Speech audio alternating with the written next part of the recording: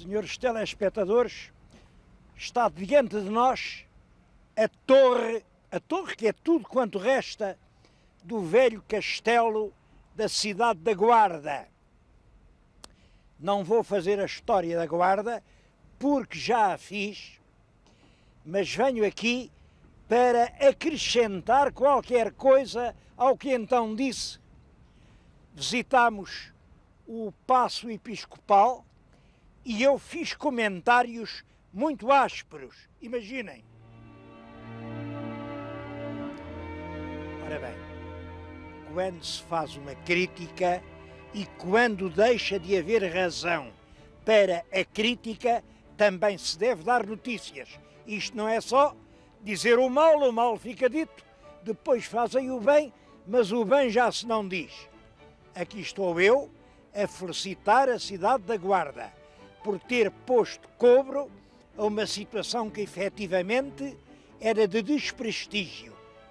E mais, a cidade fez isso no ano de 1999, exatamente 800 anos após a data do seu nascimento.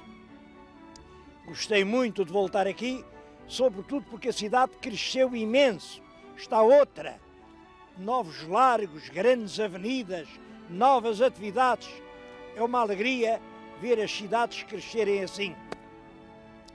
E cresceu à custa de quê? Bom, em primeiro lugar, vamos lá ver. Quando se diz crescer à custa, as cidades são como as pessoas. Uma pessoa nasce fundamentalmente à custa de si própria. Ou crescemos à nossa custa, ou nunca chegamos realmente a crescer. Podem ter a certeza disso.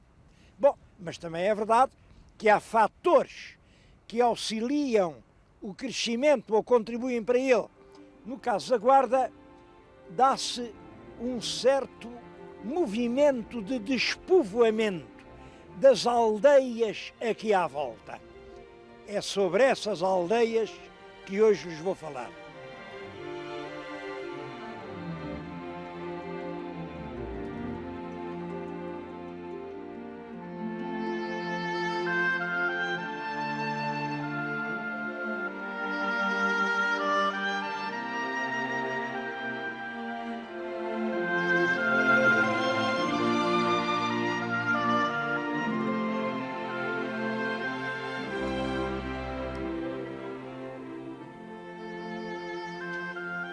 Para começar, eu escolhi um lugar que acho particularmente emocionante.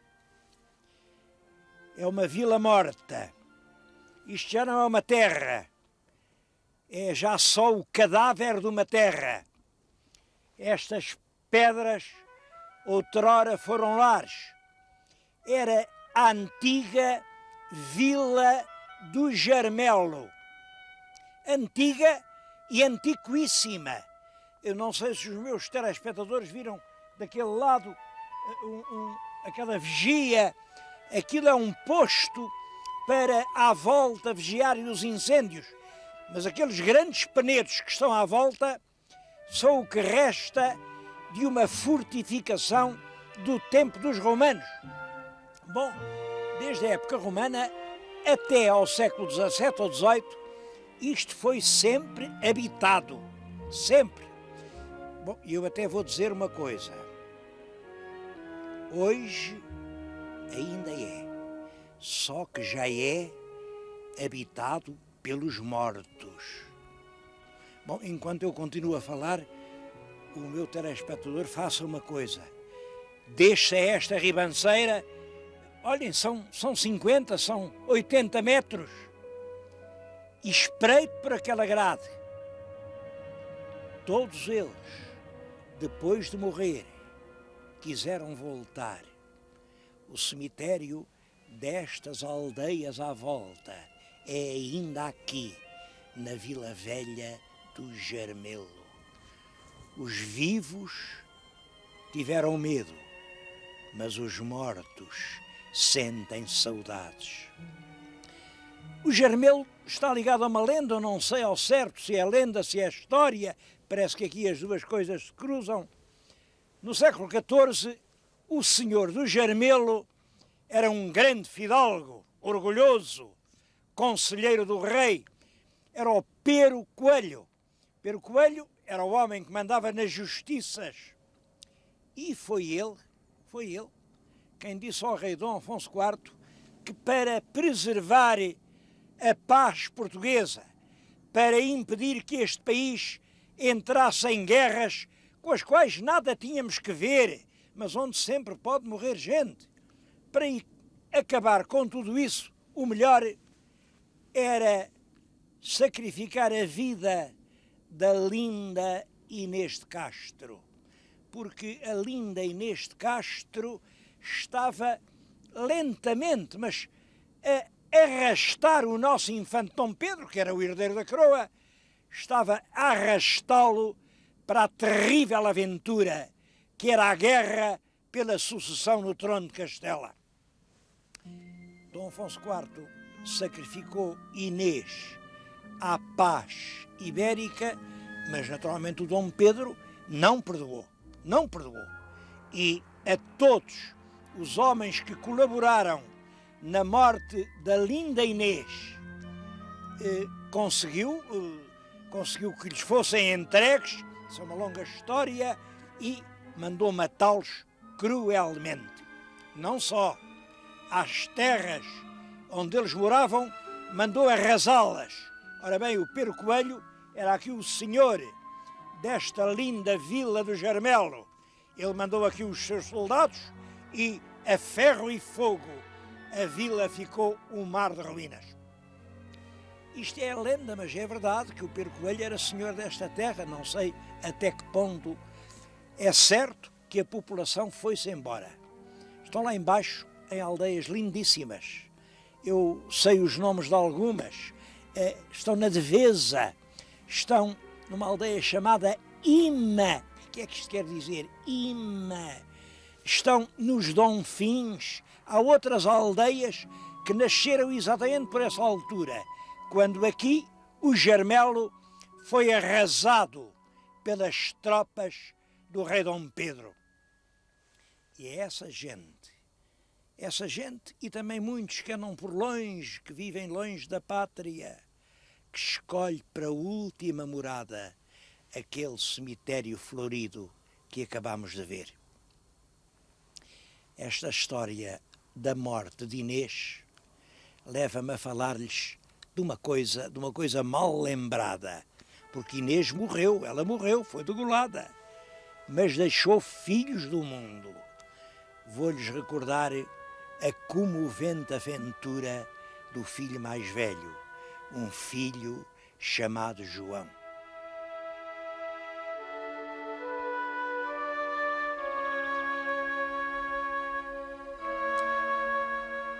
Pretendia, antes disso, mostrar-lhes um monumento muito curioso. É esta pedra, a que ainda hoje o povo chama a Pedra de Inês. Bom, a Pedra de Dona Inês. Dizem que a Dona Inês era baixa e, portanto, para montar a cavalo, precisava de trepar para uma pedra. Ali eram as portas da vila, era aqui que ela montava, saltava para esta pedra e daqui para a garupa do cavalo. Como veem, é uma pedra que tem algum trabalho humano e isso originou uma outra lenda. Dizem que a pedra é muito mais antiga do que a Rainha Inês. Quando a vila começou, as moças que queriam casar vinham aqui e enchiam esta gamela de um presente para os deuses. Ficava aqui durante a noite e os deuses, enfim, lá nos livros do destino, lá conseguiam que elas casassem. Claro que tudo isto é uma lenda, porque o lugar fica perfeitamente fora dos itinerários sentimentais de Inês de Castro. São sempre à volta de Coimbra. De qualquer maneira, hão de concordar que esta lenda da Pedra de Inês de Castro é uma linda lenda que interessa conservar.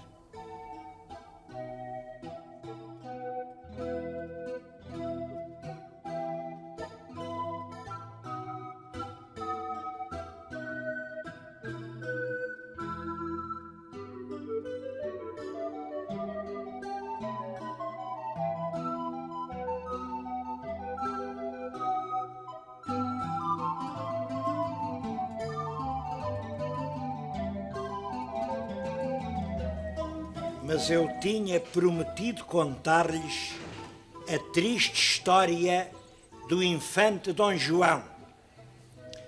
Que Dom João é esse? É um príncipe português. Ele nasceu, penso que em 1352. Toda a gente sabe quem foi o pai. É o rei Dom Pedro I. 8º rei de Portugal. Toda a gente sabe quem foi a mãe. A linda Inês de Castro, aquela mísera e mesquinha que depois de morta foi rainha.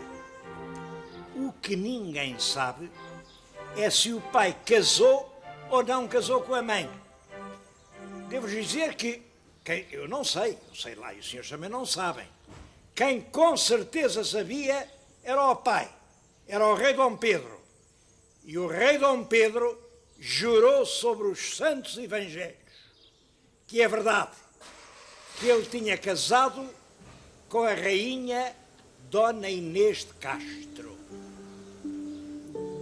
Como sabem, consagrou a esse casamento os mais belos monumentos sepulcrais que há em Portugal.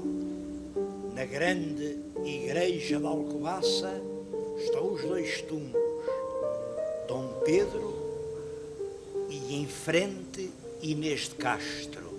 Os anjos erguem-lhes os bustos.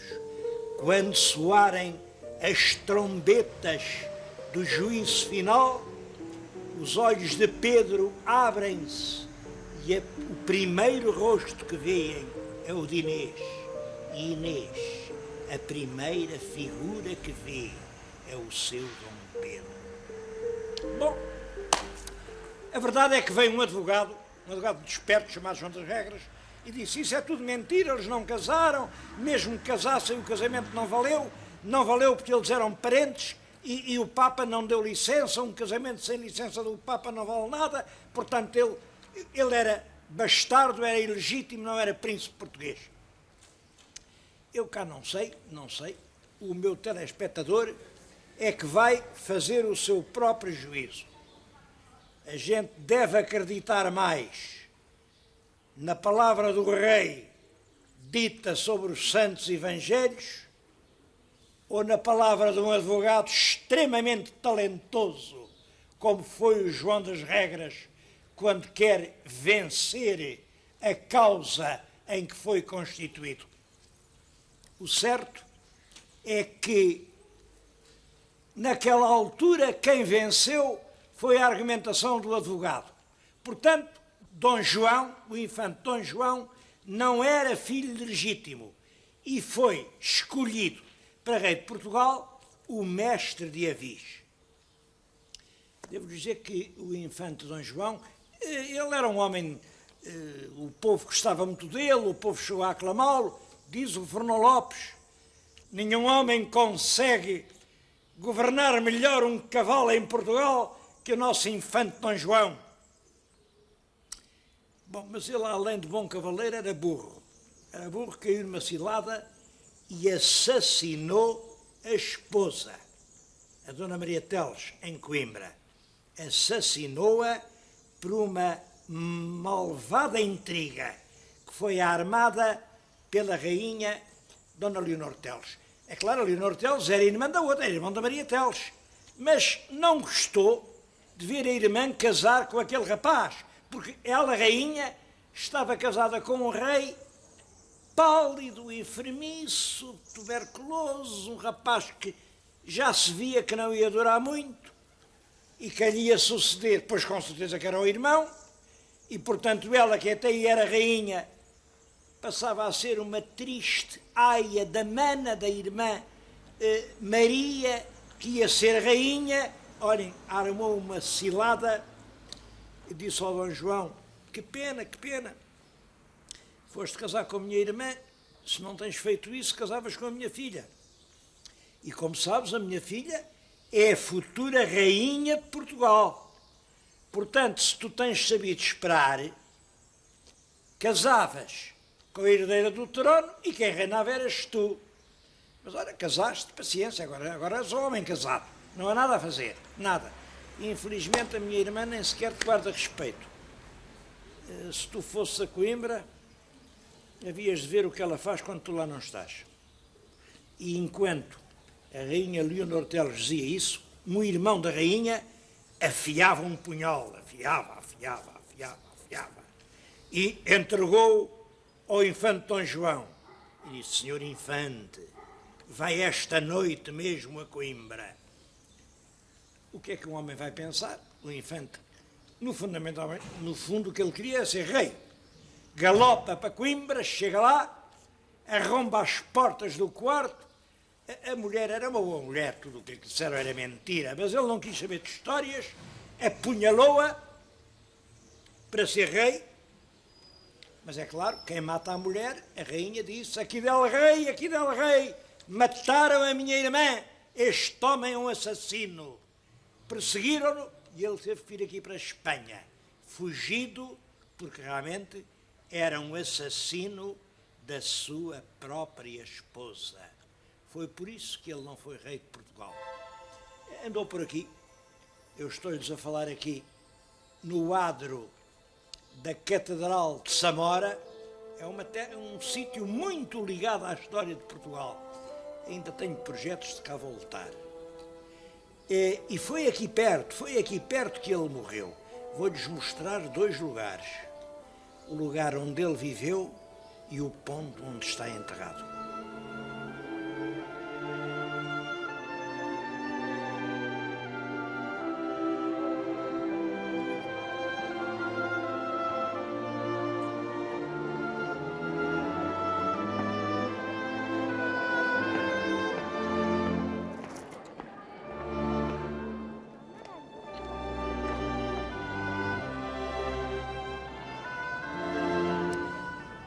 Quando o mestre Avis foi aclamado rei de Portugal pelos representantes do povo português, o infante Dom João cometeu um segundo erro. O primeiro foi ter assassinado a mulher. O segundo foi ter-se passado para o serviço do rei de Castela. Veio com ele, veio no exército, atacou forças portuguesas. É claro que isso liquidou completamente as suas hipóteses políticas em Portugal. Portanto, não pôde entrar mais em Portugal. O rei de Castela é que o tomou, enfim, olhem, pagou-lhe com uma espécie de prémio de consolação. Fê-lo Duque de Valência. Não julguem que é a grande Valência lá de baixo, a grande Valência do Mediterrâneo, não. Era uma vilazita pequenina aqui já isto é na província de León. Fê-lo Duque aqui desta terra. Em todo caso, ele aqui esteve há algum tempo, ainda quis construir no alto do monte um arrogante castelo. Estão a ver, na nossa frente, tudo quanto resta dos sonhos reais do filho primogênito da linda Inês de Castro. O castelo está muito mal conservado. Há uma fachada onde ainda se vê o escudo das 5 quinas, mas acho que é tudo quanto aqui há de português. Esse infante tinha deixado de estar ao serviço de Portugal. Eu prometi mostrar-lhes também o sítio onde ele morreu. De qualquer maneira, ele era filho de rei e pelo lado do pai vinha da geração dos reis de Castela, era trineto do grande Sancho IV, de maneira que, quando morreu, destinaram-lhe uma jazida real e foi para o grande mosteiro de Santo Estevão, em Salamanca. Como estão a ver, é uma bela igreja, é um monumento magnífico. Agora, as cinzas do nosso príncipe, essas já ninguém sabe onde estão.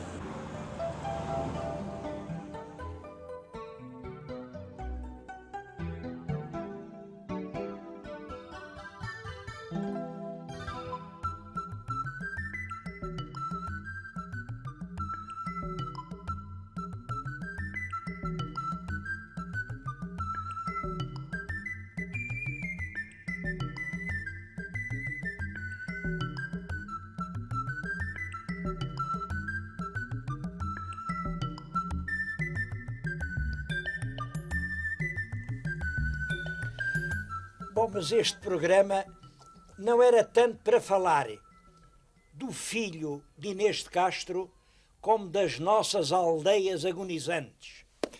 Eu bem sei que há muita gente que diz isso é um processo que não tem regresso, isso tem que ser assim. Também há muita gente que pensa que este relógio está certo. O que está errado é o sol. O sol é que está errado. Por isso é que ele não aponta a hora certa. Estas aldeias têm vida, e mais que vida, têm futuro. Por toda a Europa está a ser cada vez mais forte o movimento de regresso às origens. As pessoas, como no poema do Junqueiro, deram volta ao mundo, deram volta à vida, e agora querem regressar ao carinho dos seus lares. Há gente que quer voltar. Oxalá encontrem as suas casas de pé.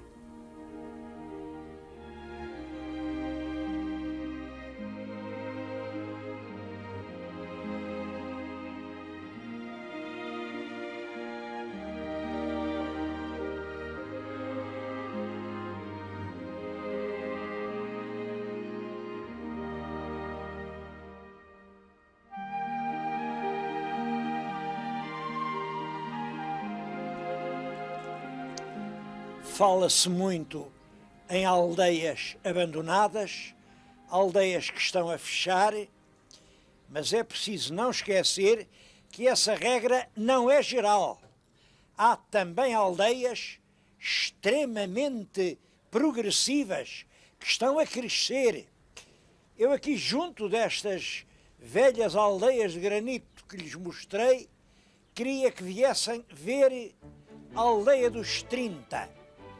Os 30 devem ter sido 30 povoadores que na Idade Média se instalaram aqui, olhem, à volta daquela pequeníssima igreja, é o Espírito Santo, isto aí pelo século XIII.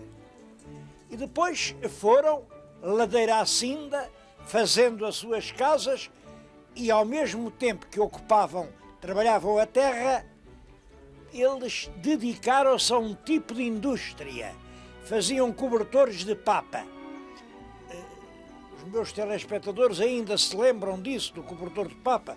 Era um cobertor com muita lã. É claro, com um frio destes, era preciso um grande cobertor. Hoje já não fazem cobertores de papa, já ninguém usa cobertores de papa, mas continuam a fabricar excelentes cobertores, fios para outros lanifícios. Há aqui na aldeia 4 belas fábricas que empregam mais de 400 pessoas.